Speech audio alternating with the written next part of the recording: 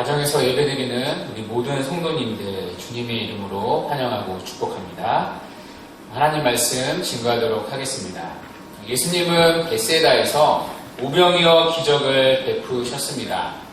오병이어 기적을 베푸신 그날 밤 제자들은 배를 타고 갈릴리 바다를 건너 가버나움으로 건너갔습니다. 이 바다를 건너는 제자들은 큰 바람을 만납니다. 그때 예수님은 무리를 걸으셔서 제자들의 배에 함께 오르십니다. 예수님이 제자들의 배에 타자 배는 곳 그들이 가려던 땅에 도착을 했습니다. 그런데 그날 밤 오병이어 기적을 경험한 수많은 무리들은 벳세다에 그대로 머물러 있었습니다. 그들은 이동하지 않고 그곳 어딘가에서 밤을 보냈습니다.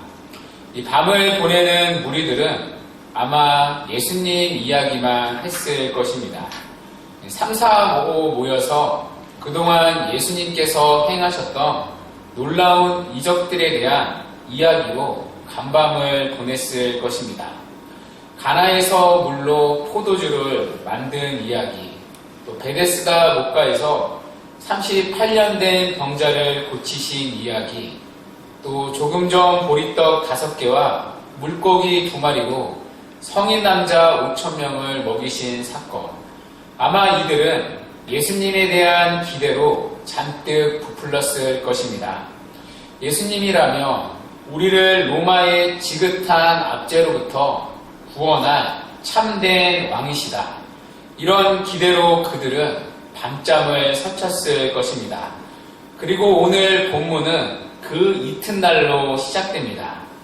그들은 아침에 눈을 뜨자마자 예수님부터 찾았습니다.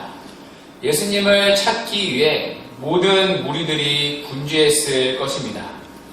그러나 이곳저곳 찾아봐도 예수님은 보이지 않았습니다. 제자들도 그들의 눈에 보이지 않았습니다. 바닷가로 내려가 보니 오늘 본문에 뭐라고 되어 있습니까? 배 한 척 외에 다른 배가 없는 것을 보았다고 말합니다. 예수님과 제자들은 오병이어 기적을 베푸신 이곳 벳사다로 오실 때 배를 타고 오셨습니다. 아마 2대의 배로 나눠서 타고 왔을 것입니다. 2 배를 타고 왔는데 배 한 척만 남아있고 한 척은 보이지 않았습니다. 그런데 오병이어 기적을 베푼 그날 밤, 본문에 따르면 어제 밤이겠죠. 어젯밤에 어떤 사람은 무슨 장면을 보았습니까? 제자들이 배를 타고 건너간 장면을 보았습니다. 그런데 그때 예수님은 함께 배에 타시지 않은 것을 보았습니다. 그래서 무리들은 예수님이 이 근처 어딘가에 계시겠지 생각하고 예수님을 기다렸습니다. 그런데 한동안 기다려도 예수님이 나타나지 않으셨습니다. 그들은 나름대로 결론을 내렸습니다. 예수님이 어떻게 가셨는지 모르겠지만 아마 예수님은 제자들에게 가셨을 것이다. 그러한 와중에 이 디베레에서 온 배들이 마침 무리들이 있는 벳세다로 들어왔습니다. 무리 중 몇 사람들은 그 배를 타고 예수님과 제자들을 쫓아 가버나움으로 건너갑니다. 그리고 가버나움에서 예수님을 만납니다. 예수님을 만난 무리들이 주님께 묻습니다. 본문 25절에 랍비여 언제 여기 오셨나이까? 저희는 예수님이 배에 타시는 것을 그날 밤 보지 못했습니다. 그런데 어떻게 언제 이곳에 주님이 오시게 되었습니까? 그런데 예수님은 그들의 질문에 대답하지 않으십니다. 어떻게 왔는지, 언제 왔는지 사실관계를 답하지 않으십니다. 오히려 예수님은 열심히 당신을 찾아온 그들을 향해 일침을 가합니다. 너희가 나를 본 것은 표적을 본 까닭이 아니요 떡을 먹고 배부른 까닭이로다. 이들은 오병이어의 기적을 조금 전 체험했습니다. 오병이어의 기적은 그것 자체가 목적이 아니라 하나의 표적입니다. 예수님이 누구신지 보여주기 위한 하나의 표적, 사인이었습니다. 그러나 그들은 이적을 봤지만 정작 표적은 보지를 못했습니다. 표적이 가리키는 실체이신 예수님이 누군지를 깨닫지 못했습니다. 그들은 지금 예수가 메시아이기 때문에 그분을 쫓은 것이 아닙니다. 지금 이들의 관심은 예수님이 누구신가가 아닙니다. 그들은 단지 떡을 먹고 배불렀기 때문에 지금 예수님을 찾아온 것입니다. 그러니까 자신들의 이기적인 욕심을 채우기 위해 예수님을 찾아온 것입니다. 이런 그들의 마음을 아시는 주님은 그들의 잘못된 동기를 책망하신 것입니다. 여기서 알 수 있는 중요한 교훈이 무엇입니까? 우리의 열심이 신앙의 표지가 될 수는 없다는 것입니다. 종종 우리는 교회 안에 이런 열심을 내는 열심 당원들을 볼 수가 있습니다. 그러나 우리가 조심해야 할 것은 열심이 신앙의 표지는 아니라는 것입니다. 오늘 본문의 무리들을 보십시오. 이들은 예수님의 제자들보다 훨씬 더 뜨거운 열심이 있었습니다. 열심히 하기로 둘째가라며 서운했을 사람들이었습니다. 예수님을 쫓아 바다를 건너올 정도로 그들은 열심히 있었습니다. 그러나 이들은 정작 예수님에 대한 관심, 예수님이 누구신지 알지를 못했습니다. 그래서 이들이 본문 25절에 보시면 예수를 뭐라고 부릅니까? 랍비라고 부릅니다. 그들은 예수를 메시아가 아니라 단순히 선생 정도로 이해하고 있었습니다. 예수를 쫓지만 그 예수가 누구신지 정작 그 영적인 갈망은 없었다는 것입니다. 오늘 주님은 이것을 고발하는 것입니다. 물론 주님은 우리에게 열심을 내지 말라고 하는 것이 아닙니다. 그러나 열심이 그 사람의 신앙의 표지는 아니라는 것입니다. 그래서 언제나 우리는 눈에 보이는 열심을 날마다 점검해야 합니다. 스스로에게 늘 이렇게 물어야 합니다. 내가 과연 열심을 내고 있는 것이 하나님을 알기 때문인가? 나의 열심은 그분의 뜻을 알고 그분을 사랑하기 위한 선한 열심인가? 나의 열심은 누구를 위한 열심인가? 늘 이것을 우리는 주님 앞에 점검해야 합니다. 오늘 본문의 예수님 역시 그들의 잘못된 동기를 지적하신 것입니다. 그리고 그들의 잘못된 열심을 바르게 수정하여 주십니다.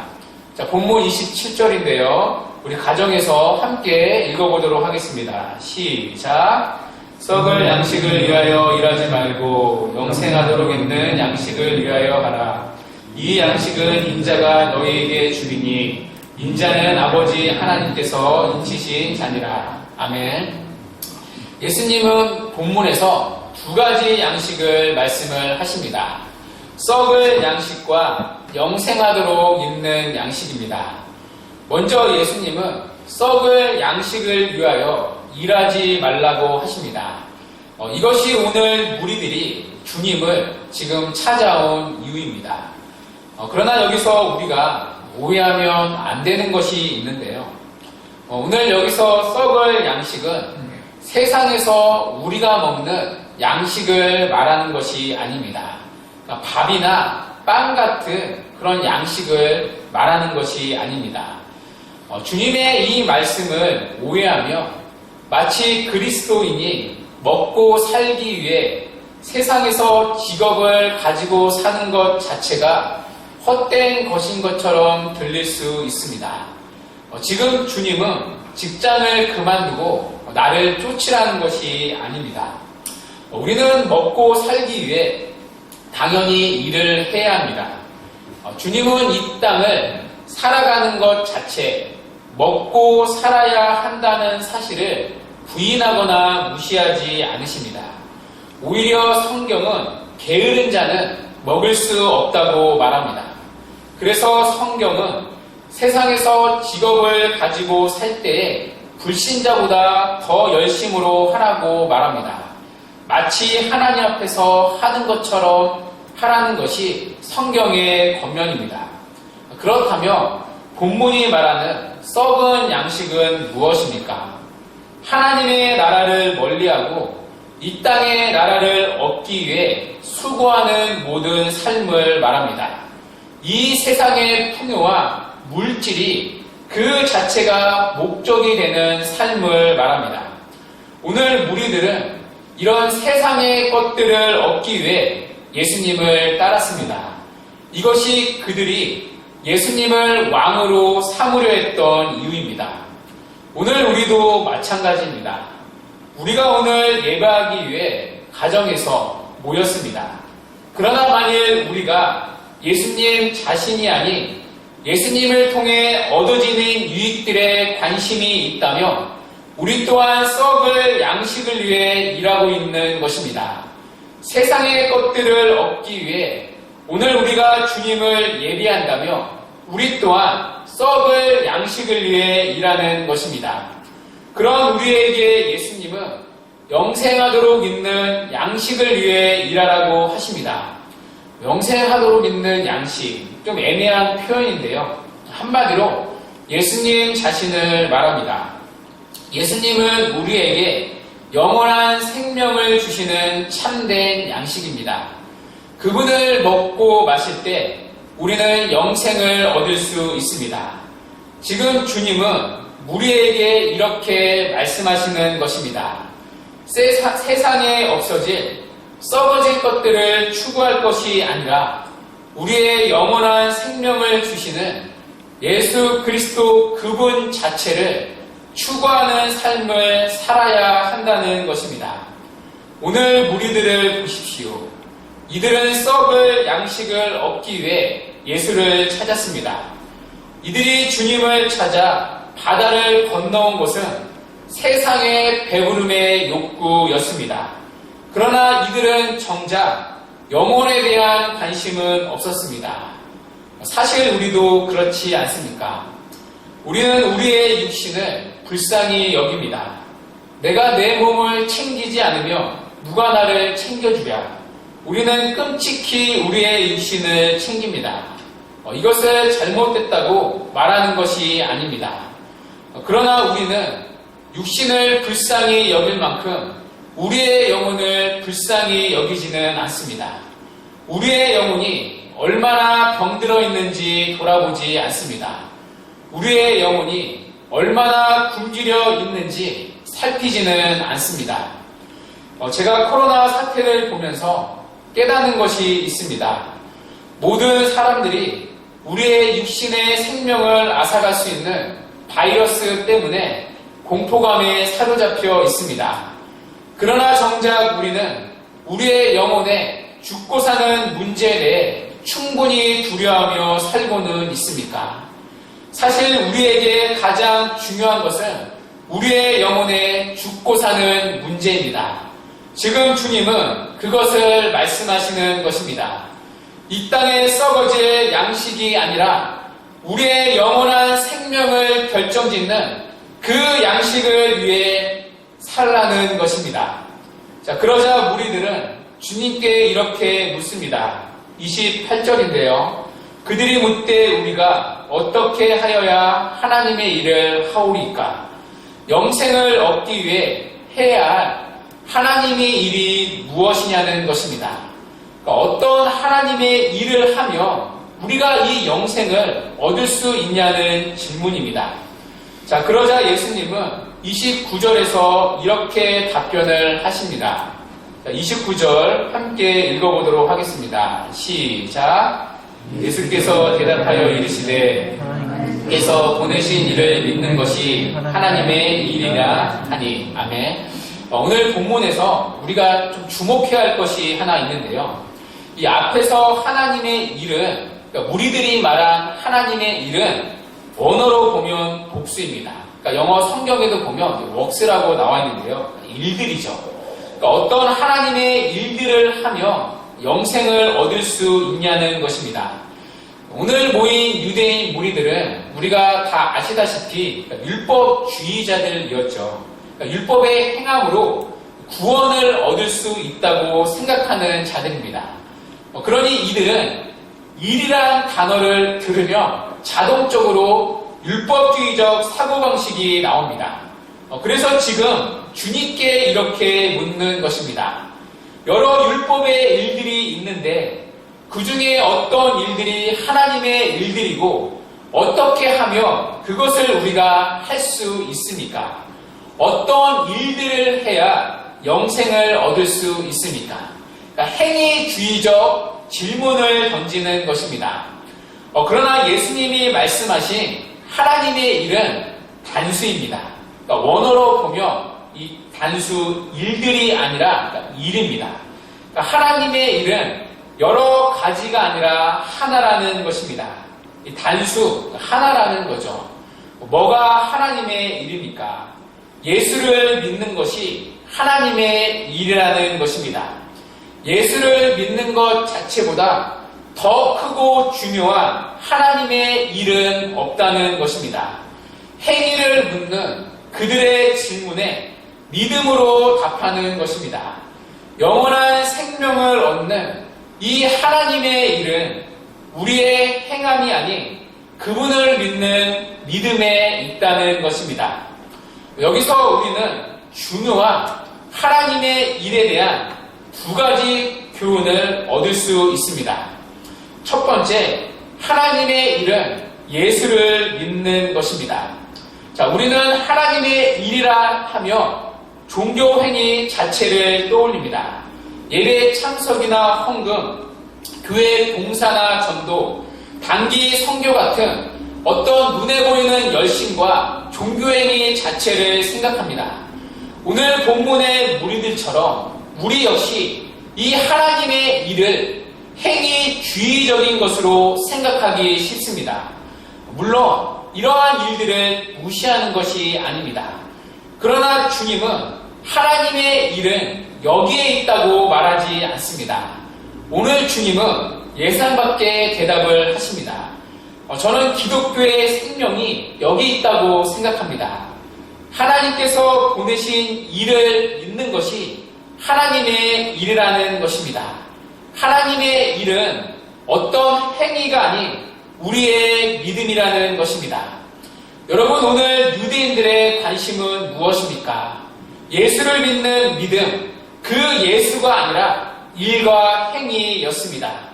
그러나 주님의 주된 관심은 우리의 일과 행위가 아니라 예수를 믿는 믿음, 그 예수 자체입니다. 예수를 사랑하고 예수를 알아가고 예수를 믿고 그분을 날마다 만나는 것, 그래서 그분을 날마다 닮아가는 것, 이것이 기독교가 말하는 일의 개념입니다. 예수를 믿는 믿음, 이것보다 중요하고 가치 있는 하나님이 받으시는 하나님의 일은 없다는 것입니다. 처음부터 끝까지 주님이 우리에게 요구하는 것은 일이 아니라 그분을 믿는 믿음입니다. 그리고 이 믿음은 인격적이고 관계적인 것입니다. 예수님의 인격을 신뢰하는 것입니다. 그래서 믿음은 철저하게 예수 그리스도와 관련되어 있습니다. 그래서 믿음은 무엇을 믿느냐가 아니라 누구를 믿느냐입니다. 믿음은 내가 원하는 것을 믿는 것이 아닙니다. 믿음은 우리가 원하는 것을 얻게 하는 수단이 아닙니다. 혹자는 우리가 원하는 그것을 믿음으로 바라보며 이루어질 수 있다고 가르칩니다. 우리가 기도하고 믿기만 하면 응답될 수 있다고 말합니다.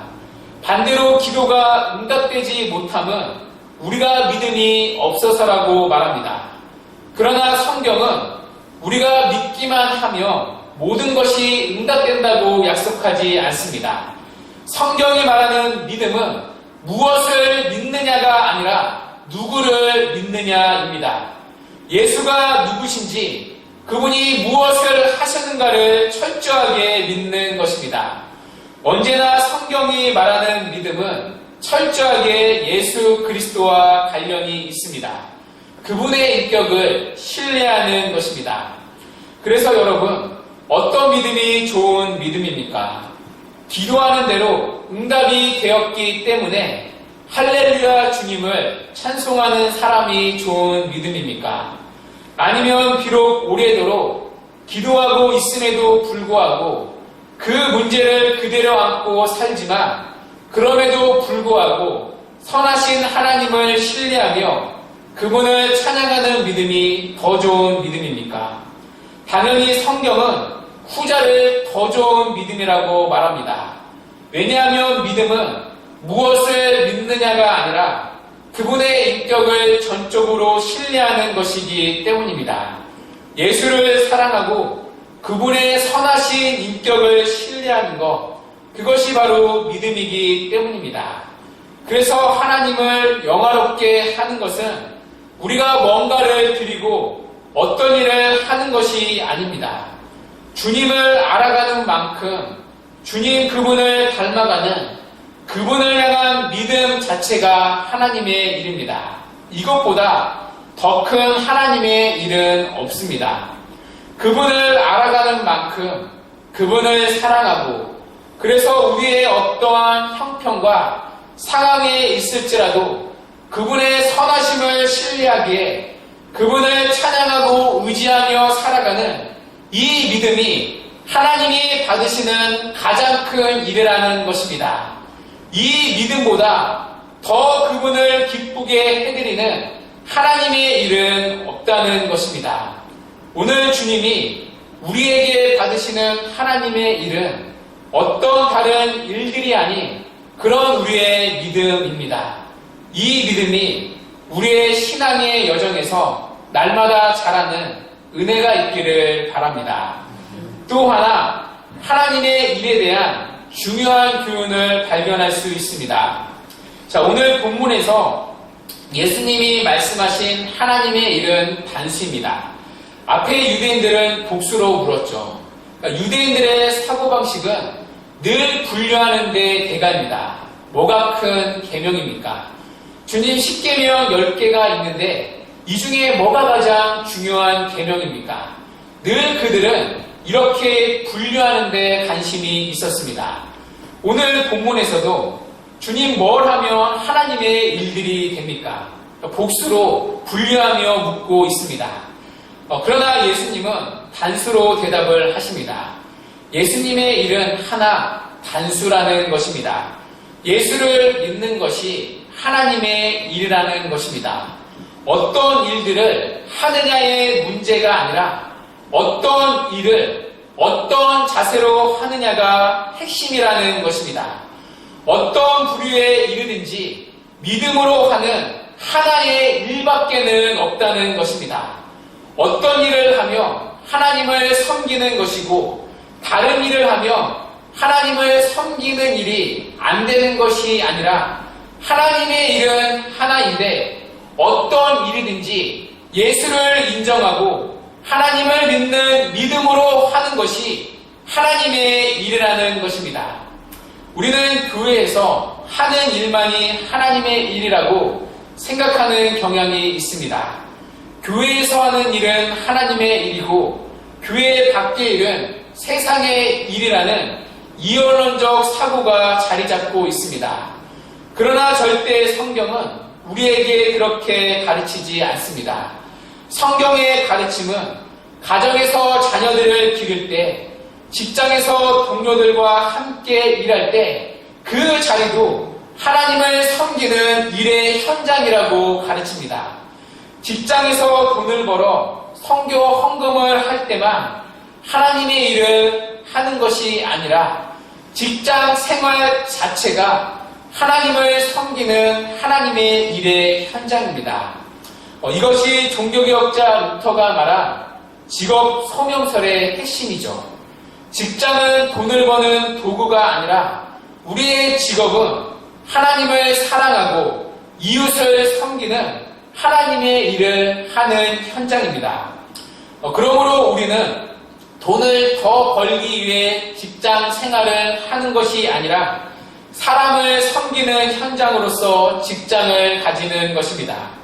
그 자리에서 예수를 믿는 믿음으로 직장 생활을 할 때 그것이 바로 하나님의 일이 된다는 것입니다. 믿음으로 하는 모든 일이 바로 하나님의 일, 단수라고 오늘 본문은 말하는 것입니다. 그럼에도 너무나 아직도 수많은 사람들은 이 이원론적 사고에서 벗어나지 못합니다. 이렇게 가르치며 머리로는 동의를 하는데 실제적으로 삶의 자리는 철저하게 이원론적입니다. 분류를 하는 거죠. 직장에서 믿음이 아니라 세상의 방식과 원리를 쫓아 살아갑니다. 학교에서 아이들을 어떻게 키웁니까? 대부분의 아이들을 믿음으로 키우는 것이 아니라 하나같이 성적으로 키웁니다. 이 아이가 하나님으로부터 어떤 은사를 받았는가? 하나님으로부터 무슨 일로 부르심을 받았는가? 이런 믿음의 원리가 아닌 이런 건 관심이 없고 거의 다 대학과 성적에 관심이 다 기울어져 있습니다. 여러분, 아무리 취업이 잘 되고 아무리 돈을 많이 버는 안정적인 직장일지라도 은사가 다르고 주님의 부르심이 다르며 여러분 그 길을 가면 안 되는 것 아닙니까? 그리고 그런 선택을 자녀들이 할 수 있도록 이끄는 것은 신앙의 부모들밖에 없지는 않습니까? 그러나 여전히 믿음의 가치관이 아닌 세상적인 가치관을 가지고 살아가는 것입니다. 믿음으로 사는 것이 하나님의 일이라는 말씀에 동의는 하지만 철저히 삶의 저리는 오늘 유대인의 무리들처럼 이원론적으로 살아갑니다. 그러한 삶에서 맺는 열매들은 결코 하나님의 일이 아니라는 것입니다. 오늘 주님은 오직 믿음으로 행하고 살아가는 것이 하나님의 일이라고 말씀하고 있습니다. 일들이 있는 것이 아니라 성도인 우리에게는 하나님의 일은 오직 단수입니다. 그 일이 어떤 부류의 일이든지 예수를 믿음으로 하는 일이 하나님의 일인 줄 알아야 한다는 것입니다. 특별히 교회에서 머물 때 우리는 이것을 기억해야 합니다. 교회 일을 한다고 하나님의 일이 저절로 되는 것이 아닙니다. 교회에서 하나님의 일을 하면서 얼마든지 세상적으로 일할 수 있기 때문입니다. 이 말씀 앞에 우리가 하는 하나님의 일을 돌아보기 원합니다. 우리가 드리는 일들이 믿음으로 드려지는 하나님의 일, 단수가 되기를 바랍니다. 그래서 오직 믿음으로 주님을 영화롭게 하는 하나님의 일을 감당하는 저와 여러분이 되시기를 주님의 이름으로 간절히 축원합니다. 이 시간 우리 다 같이 일어나셔서